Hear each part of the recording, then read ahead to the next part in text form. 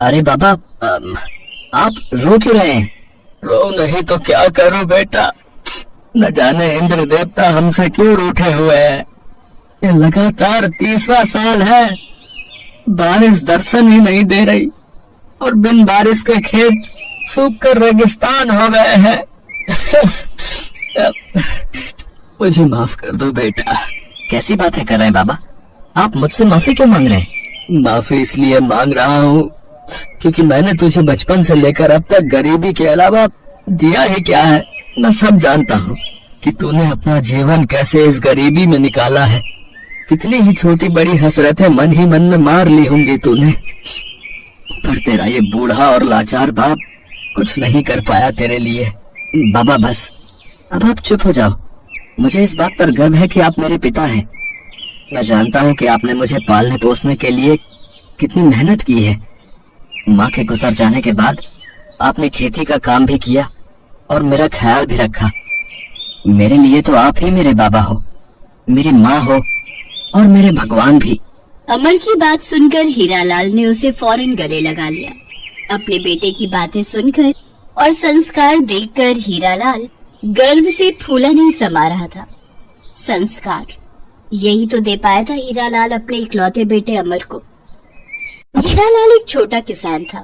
वो हर बार उधार लेकर खेती करता और फसल बिकने पर उस उधार को चुकाता। फिर जो पैसे बच जाते उन्हीं से अपना और अमर का पेट पालता।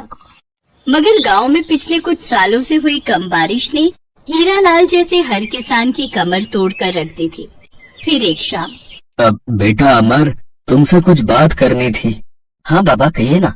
अब मेरी बात मान तो छोड़ ये खेती बाड़ी का चक्कर। इसमें कुछ नहीं रखा है। मैंने अपनी हड्डियां गला दी इसी खेती बाड़ी में। कोई फायदा नहीं है। बाबा, खेती छोड़कर मैं और क्या करूँगा? तेरा पूरा बचपन मेरे साथ गरीबी में गुजरा। अब मैं नहीं चाहता कि तेरी जवानी भी गरीबी के इस अंधेरे में गुजरे। तो तू ऐसा कर कि तू शहर चला जा, वहाँ कोई काम धंधा ढूंढ और अपनी जिंदगी संवार ले बेटा। वो तो ठीक है बाबा, पर मैं वहाँ करूँगा क्या? और जब जाना ही है तो आप भी चलो ना मेरे साथ। नहीं बेटा, मेरा यही रहना ठीक होगा। तू वहाँ अपना काम धंधा देखेगा कि मेरी सेवा करेगा, इसलिए तुझे अकेले ही जाना होगा। ठीक है बाबा, अगर आप यही चाहते हैं तो मैं शहर जाऊंगा, लेकिन मैं आपसे वादा करता हूँ बाबा, ये आपका बुढ़ापा गरीबी में नहीं गुजरने दूंगा मैं। अगली सुबह हीरालाल ने अपनी पत्नी सुदर्शना के जेवर गांव के सुनार के पास ले जाकर बेच दिए और उससे मिले पैसे उसने अपने बेटे अमर को दे दिए ताकि वो शहर में अपना कोई काम धंधा कर सके। अगले ही दिन पैसे लेकर अमर शहर के लिए रवाना हो गया। उसे बहुत तेज भूख लगी थी। अमर को अंडे बहुत पसंद थे। अमर ने देखा कि सामने एक ठेले पर एक आदमी उबले हुए अंडे बेच रहा था और फिर, भैया 2 उबले अंडे कितने के दोगे? 14 रुपए के भैया। अरे बाप रे, इतने महंगे? भाई ऐसा है, खाना है तो खाओ वरना निकलो यहाँ से। मेरा टाइम खराब मत करो, चलो। बेचारा अमर दोनों अंडे खाकर वहीं बस अड्डे पर लेट गया और उसे नींद आ गई। अगले दिन अमर एक बस्ती में गया जहाँ उसने एक सस्ता सा कमरा किराए पर ले लिया। वहीं उसकी दोस्ती सचिन से हो गई, जो उसके बगल वाले कमरे में ही रहता था और पास ही की एक फैक्ट्री में काम करता था। नमस्ते भैया। नमस्ते भाई। भैया, आप क्या काम से लौट रहे हैं? हाँ भाई, मैं एक फैक्ट्री में काम करता हूँ, वहीं से आ रहा हूँ। भैया, क्या वहाँ पर मुझे भी काम मिल जाएगा क्या? हाँ, क्यों नहीं, तुम कल चलना मेरे साथ। मैं मैनेजर साहब से बात करूंगा, क्या पता काम बन ही जाए। अगले ही दिन सुबह सुबह अमर सचिन के साथ उसकी फैक्ट्री में पहुंच गया, लेकिन वहाँ उसका काम नहीं बना क्योंकि फैक्ट्री में फिलहाल किसी भी तरह की कोई जगह खाली नहीं थी। एक तो काम नहीं मिल रहा और ऊपर से बहुत तेज भूख लगाई है। हाँ यार, ये तो सही बात कही तुमने। भूख तो मुझे भी लगी है। फिलहाल कुछ खास है भी नहीं बनाने को, बस 2-4 अंडे पड़े हैं और थोड़ा सा आटा। अच्छा, अरे इसमें तो दावत हो जाएगी भैया। आप रुको, मैं बस अभी आया। अमर झट से बाजार गया और थोड़ा सा धनिया, प्याज, तेल और कुछ मसाले खरीद लाया। फिर उसने बड़े मन से अंडा पराठे बनाए। पराठे का पहला निवाला खाते ही सचिन की आंखें बंद हो गई। फिर निवाला पूरा खाते ही उसने अमर के हाथों को चूम लिया और फिर खाने लगा। फिर अचानक खाते खाते रुक गया और अमर से बोला, आ गया भाई, आ गया। बड़ा गजब का आइडिया आया है।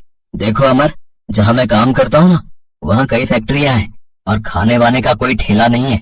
तो तुम अगर मेरी फैक्ट्री के पास अपना अंडा पराठे का ठेला लगा लो तो कसम से नोट छापोगे, नोट। सच में? लेकिन मेरे पास ना तो ठेला है और ना ही उतने पैसे। अरे तो मैं कब काम आऊंगा भाई? हम दोनों भाई पार्टनरशिप में अंडा पराठा का ठेला लगाएंगे। अरे भाड़ में गई है फैक्ट्री की नौकरी है। तुम ऐसे ही बढ़िया अंडे पराठे बनाना और मैं सामान और पैसों का हिसाब देख लूंगा। अमर ने सचिन के प्रस्ताव पर तुरंत हाँ कर दी। सचिन और अमर ने अपनी सारी जमा पूंजी लगाकर एक ठेला और अंडा पराठा बनाने का सामान खरीद लिया और अगले ही दिन उस इलाके में ठेला लगा दिया जहां सचिन काम करता था। देखते ही देखते बहुत से मजदूर और राहगीर ठेले पर आकर अंडा पराठा खाने लगे। अमर के हाथों में वाकई जादू था। कुछ ही दिनों में सचिन और अमर अच्छे पैसे कमाने लगे। उन दोनों की मेहनत रंग लाई और 2 सालों के अंदर ही दोनों ने शहर के मेन बस अड्डे के ठीक सामने एक बड़ी सी दुकान खरीद ली। मुबारक हो भाई, अब तो अपनी दुकान हो गई। हाँ भैया, मुझे तो यकीन ही नहीं हो रहा। आपको भी मुबारक हो भाई। काम बढ़ता चला गया और फिर एक दिन अमर और सचिन ने एक अच्छी सोसाइटी में अपने लिए अलग अलग फ्लैट भी खरीद लिए। कहाँ जा रहा है भाई? उसे लाने जिसने मुझे पालने पोसने में कभी आराम नहीं किया, मेरे बाबा। इतना कहकर अमर अपने गांव के लिए निकल गया, अपना वो वादा पूरा करने जो गांव से निकलते हुए उसने अपने बाबा से किया।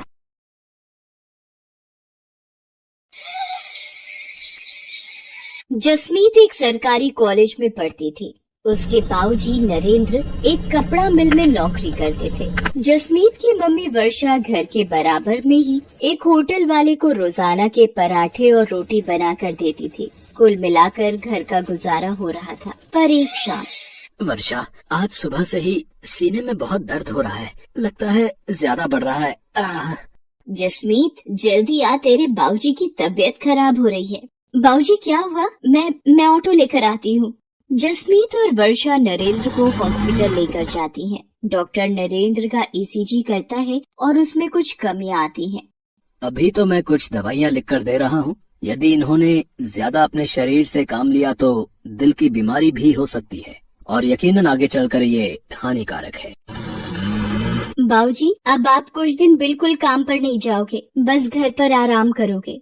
पर जसमीत बेटा, अगर मैं काम पर नहीं गया तो मुझे तनख्वाह काट कर मिलेगी और मिल के मालिक मेरी जगह किसी और को नौकरी दे देंगे। पर बाबूजी, आपकी तबीयत भी ठीक नहीं रहती है। डॉक्टर ने आपको आराम करने के लिए बोला है।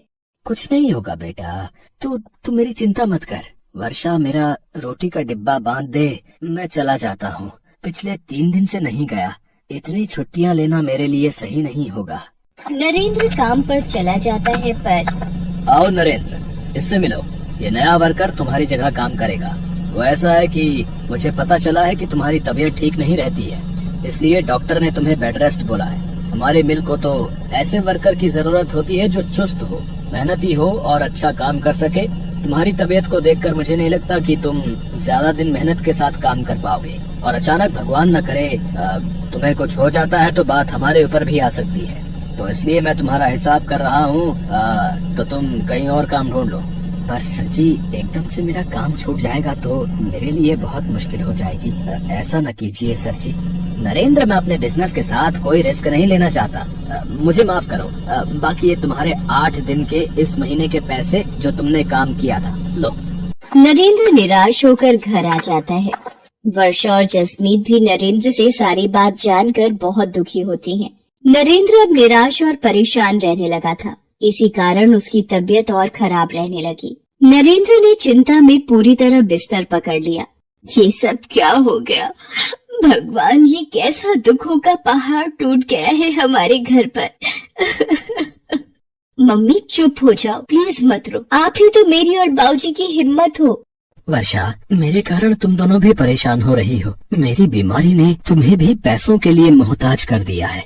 नहीं, देखो, मैं नहीं घबरा रही। अच्छा, आप दवाई ले लो और बिल्कुल चिंता मत करो। जसमीत, जा बेटा, वो दरवाजे पर होटल वाले भैया आए हैं, उनको पराठे पकड़ा दे, मैंने बनाकर रख दिए थे। भैया, अगर 2 टाइम के भी बनवाने हो तो बता देना, मैं बना दिया करूँगी। ठीक है बहन जी, मैं मालिक को बोल दूंगा। अभी तो सिर्फ दोपहर के लिए ही बोले हैं। मम्मी, आप घर का काम, पापा की देखभाल इतना थक जाते हो, फिर 2 टाइम के होटल की रोटी और पराठे कैसे बना पाओगे? मैं कॉलेज से कुछ दिन की छुट्टी ले लेती हूँ, आपको हेल्प हो जाएगी मम्मी। नहीं जसमीत, तू पढ़ाई पर ध्यान दे। वैसे भी ये तेरा आखिरी साल है कॉलेज का, तू मेरी चिंता मत कर, मैं कर लूंगी। वर्षा दिन भर काम करके अब थक भी जाती थी। नरेंद्र की देखभाल, दवाइयाँ और घर का खर्चा सब उसी के सिर पर था। एक दोपहर जब जसमीत कॉलेज से घर आई, मम्मी ये देखो, हमारे शहर में पराठे प्रतियोगिता होने वाली है। सबसे अनोखा पराठा के नाम से जीतने वाले को 50,000 रुपए का इनाम दिया जाएगा। मम्मी आप इस प्रतियोगिता में ट्राई करो ना, देखना आप ही जीतोगी। जसमीत क्या बच्चों सी बातें कर रही है, मैं और प्रतियोगिता में भाग? नहीं बेटा, पर मम्मी इस प्रतियोगिता में भाग लेने में हर्जी क्या है? ट्राई तो करो, हो सकता है आपके बनाए हुए पराठे बहुत ही पसंद आए और आप इस सबसे अनोखा पराठा प्रतियोगिता को जीत जाओ। देखो अगर आप जीत गए तो 50,000 रुपए से बहुत कुछ कर सकते हो मम्मी। प्लीज मम्मी, आप मेरे लिए एक बार इस प्रतियोगिता में भाग लो तो सही। मैं आपका फॉर्म भर रही हूँ, आपको इस प्रतियोगिता में भाग लेना ही होगा। वर्षा, अगर जसमीत का मन है तो तुम प्रतियोगिता में भाग ले लो। जसमीत सही कह रही है। हो सकता है कि तुम प्रतियोगिता में जीत जाओ। जीतना हारना तो भगवान के हाथों में होता है, पर बिना भाग लिए हार मान लेना ये भी तो सही नहीं है ना। तुम्हें अपने हुनर को दिखाना चाहिए, छिपाना नहीं। ठीक है, अगर तुम दोनों कहते हो तो मैं इस प्रतियोगिता में भाग ले लेती हूँ। ये हुई ना बात मम्मी। पर आप कौन सा पराठा बनाओगे जिससे आप ये प्रतियोगिता जीत जाओ? ये सोचना पड़ेगा। एक्सक्यूज मी मैम, आपका पिज्जा ऑर्डर था इस पते पर? भैया वो सेम एड्रेस हमारी पीछे वाली गली में है, वहाँ का ऑर्डर होगा। हमारी बैक साइड के घर का भी यही पता है।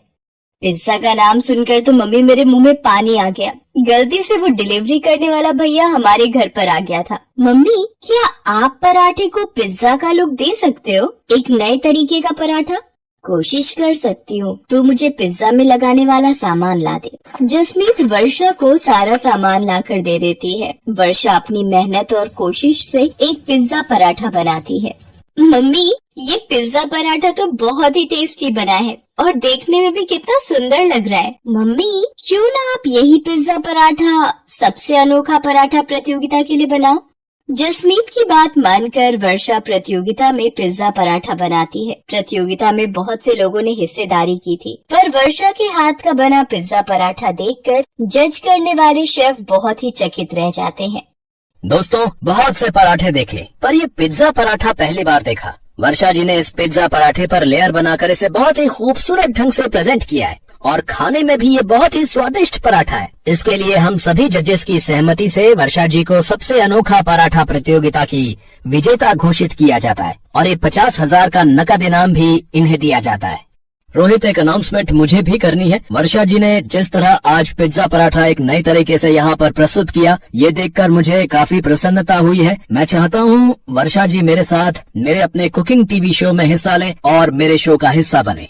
इसी के साथ तालियों की गड़गड़ाहट के बीच वर्षा की आंखों में खुशी के आंसू आ जाते हैं। वो अपनी बेटी जसमीत को गले से लगा लेती है। थैंक यू सर, आपने मुझे इस काबिल समझा। आप लोगों का बहुत बहुत शुक्रिया। ये सब मेरी बेटी जसमीत और मेरे पति नरेंद्र की वजह से ही संभव हुआ है। इन दोनों ने ही मुझे प्रोत्साहित किया और मैंने प्रतियोगिता में हिस्सा लिया। आपका लाख लाख शुक्रिया प्रभु, आपने मेरी जिंदगी को एक नया मोड़ दिया है। Love you mummy.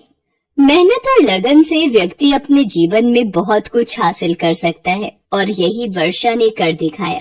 धीरे धीरे वर्षा के पिज्जा पराठे की प्रसिद्धि दूर दूर तक फैलने लगी। पिज्जा पराठा के नाम से वर्षा ने एक नया होटल खोल लिया। साथ ही साथ टीवी शो के द्वारा वर्षा के चेहरे को नई पहचान मिली। नरेंद्र भी ये सब देखकर बहुत खुश था। धीरे धीरे उसकी तबीयत में भी सुधार आने लगा था और अब वो और जसमीत दोनों वर्षा के होटल के काम में उसका साथ देते थे। मेहनत और लगन से एक पिज्जा पराठा वाली को सफलता की ऊंचाई पर चढ़ने की नई सीढ़ी मिल गई थी।